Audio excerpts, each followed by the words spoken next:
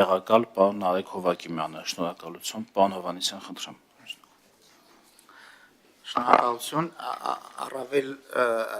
հակիրճ կներկայացնեմ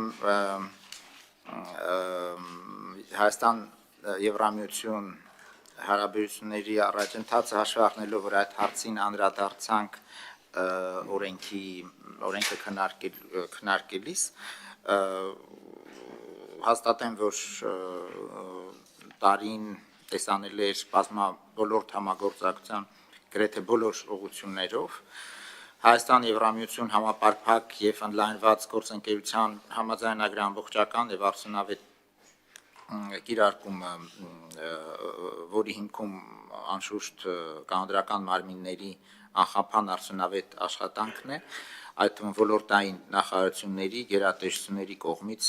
համապատասխան հանձնառությունների լիարժեք իրականացումը շարունակում էր մնալ երկկողմ օրակարգի առաջնահերթությունների շարքում։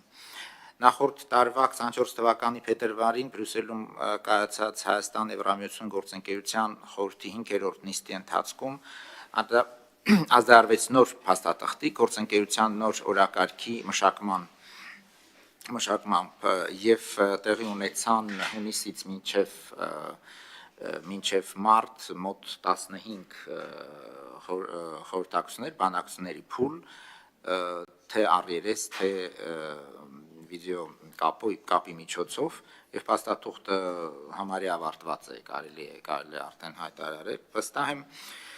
որ երբ փաստաթուղթը ստորագրվի եւ նոր ու առավել հավակնոտ առաջնահերթություններն ուժի մեջ կմտնեն, մենք կարող ենք այն մեկ այլ կարևոր ձեռքբերում համարել առավել մերձենալու Եվրամիության հետ ամուր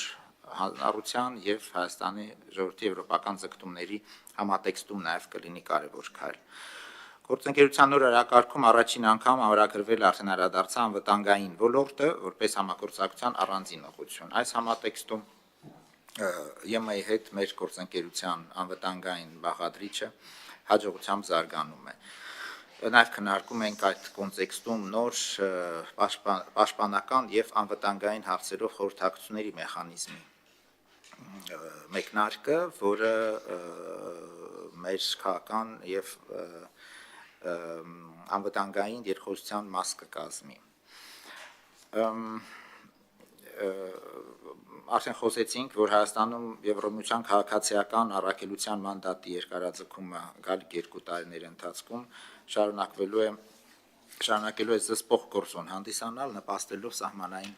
շրջաններում կայունության միջավայրի ամրապնդմանը եւ էսկալացիայի հնարավոր ռիսկերի կանխարգելմանը։ Մարտի 16-ից սկսած այլ ոլորտերին անդրադառնալով Հայաստանը պաշտոնապես իրավունք ունի սկսել բարձրորակ ջրային կուլտուրաների, թեփուկավոր ձկների եւ դրանց արտադրանքի խավիար եւ ձկնկիթ արտահանումը Եվրոպական միության երկրներ, դա երկար գործընթաց էր, ակնարկվել էր դեռ 2011 թվականին եւ հաջողությամբ կարողացանք ավարտել, երևի էկոնոմիկայի փոխնախարարը ավելի մանրամասն կարող է անդրադառնալ անդրադարձության դեպքում